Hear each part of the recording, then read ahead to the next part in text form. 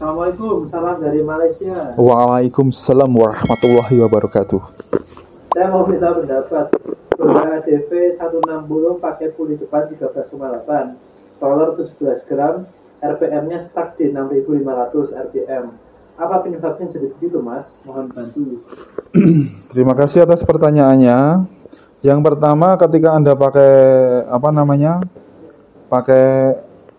puli 13,8 derajat seperti ini, itu yang akan terjadi adalah belt itu lebih turun. Tapi ketika belt lebih turun, itu untuk memancing kinerja dari puli ini, itu Anda perlu RPM yang berhentak dari bawah. Ketika RPM sendiri berhentak, itu adalah sirkulasi CVT yang pas. Namun ketika Anda pakai roller 17 gram, itu juga sebetulnya Anda perlu coba-coba. Karena memang betul standarnya kalau nggak salah 19, kalau nggak salah 20, yaitu udah turun 2 gram. Nah, tapi dirasa masih kurang, itu ya silahkan Anda coba-coba lagi bagian roller. Karena kenapa? Kalau itu 160 ya, 160 untuk ADV itu menurut saya sedikit rada aneh sih ya kalau saya. Karena kenapa? ADV itu kan motor advance atau entahlah yang untuk terabasan. Yang kita butuhkan adalah RPM bawah. Tapi kalau misalnya RPM bawah, harusnya tidak DOHC dong, SOHC dong. Nah, itu konstruksi motornya sendiri DOHC, yang mana enak untuk RPM tengah ke atas kodratnya, ya atau bawahnya loyo. Nah, ini copot mic-nya. Nah, ini sebetulnya ini ADV ini pangsanya apa? Mau top speed, mau bikin motor rally top speed, atau untuk apa? Saya juga kurang pahamnya di situ. Gagal pahamnya mengenai konsep ADV itu di situ. Ya, mungkin Honda mencoba untuk menjawab permintaan pasar, tapi harusnya menjadi PR adalah untuk catatan akselerasi ya. Gitu. Nah, misalnya Anda kurang untuk memancing RPM naik lagi, coba untuk ganti ke 14 gram. Memang akan terjadi gerung nantinya, tapi ya kalau untuk roller silahkan coba-coba. Dan untuk itu bisa menjadi patokan untuk terjadi stuck di 6500 RPM. Yang kedua, mungkin pislet Anda baru. Ya, baru. Ketika baru, lakukanlah seperti ini. Ryan pislet ya. Jadi cuma naik turun kayak gini aja. Kalau yang ya misalnya ini seret lagi. Ih gitu. Nah, jadi sampai gini sampai yang kayak gini, sampai yang lancar kayak gini ya, sampai yang lancar kayak gini.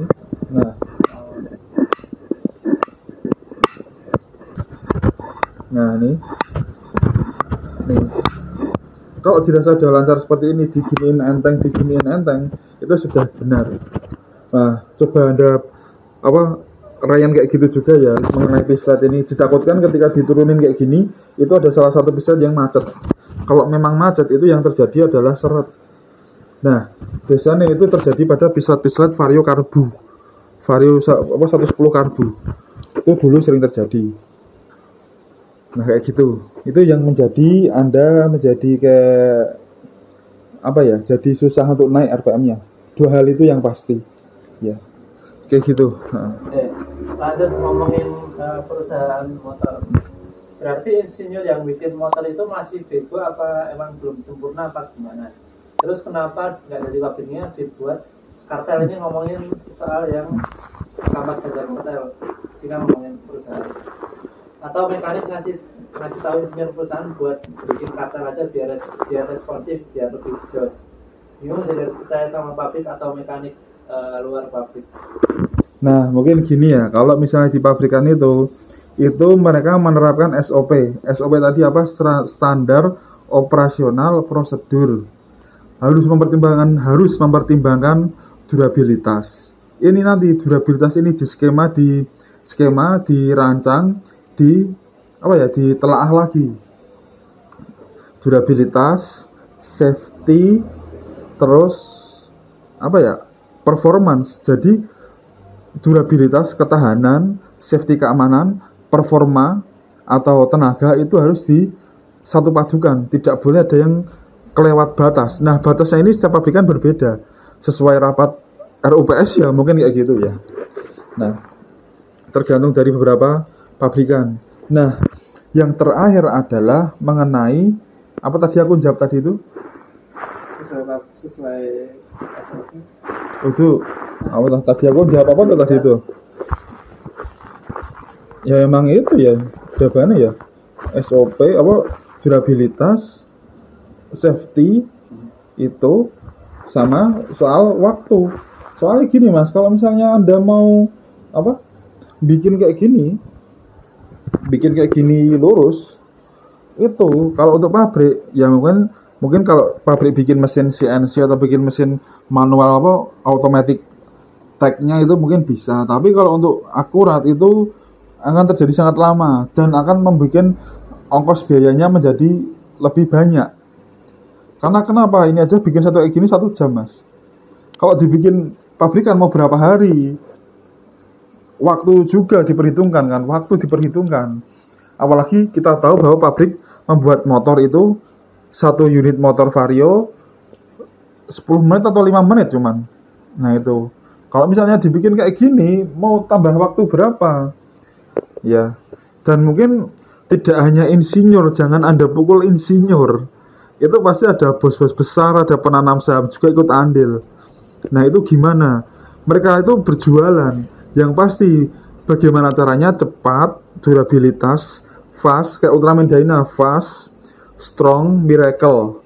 Nah, itu ada 3 mode Ultraman ya. Fast, strong, miracle. Nah, mungkin kayak gitu juga. Semuanya diambil di mana yang terbaik. Nah, jatuhnya jangan kayak gitu Mas. Anda motornya PCX 150 17 gram, terus ganti roller Vario. Pasti kalau di bengkel resmi jatuhnya tuh nggak bisa karena itu modifikasi. Nggak bisa klaim apa garansi free penggantian karena itu mungkin jatuhnya garansi. Mungkin kayak gitu ya, itu setiap pabrikan punya standarnya masing-masing. Seperti halnya saya di bengkel saya ini juga saya memiliki standar sendiri bahwa bapak-bapak jangan sampai pakai poli di bawah 14 derajat. Itu kayak gitu. Karena ya itu tadi setiap pabrikan atau setiap rumahan itu memiliki tolok ukurnya sendiri-sendiri. Itu kayak gitu. Pertanyaannya, harus percaya mekanik atau pabrik? Harus percaya mekanik atau pabrik. Sedangkan keluar dari pabrik banyak masalah, banyak yang gerdek, banyak yang kurang performa, banyak yang kurang ini, iya toh. Nah, jadi semuanya itu berakhir pada produksi kembali seperti teori yang dipakai dalam pabrikan. Apa itu? Yaitu teori supply chain. Kipas angin yang panas banget ya. Yaitu teori supply chain. Nah, apa itu? Saya juga kurang tahu. Itu yang tahu lebih ke teknik industri ya. Yang saya pahami secara sekilas mengenai supply chain itu adalah sirkulasi antara pemasok bahan baku hingga menjadi bahan baku jadi, hingga menjadi barang jadi. Ya mohon maaf kalau misalnya saya salah, saya silahkan dikoreksi. Nah kalau yang supply chain ini terlalu lama, itu juga pabrikan pasti nggak mau. Nah tapi ketika terjadi supply chain dan supply chain itu berupa simbiosis mutualisme antara si bengkel, antara si pabrikan, itu maka yang terjadi adalah semua orang mendapatkan rezeki. Keluar dari pabrik, kok konsumen ada yang sudah puas, saya sudah puas, standaran aja sudah oke kok, sudah oke, naik motor sudah oke. Ada yang kayak kameramen saya sama saya, wah tenaganya kurang, wah ini geredek, wah ini kurang gigit, wah ini kurang kenceng, wah ini kurang. Nah itu bagi orang-orang yang kurang bersyukur seperti kami. Nah itu terjadilah suatu kreativitas yang melahirkan rezeki secara halal.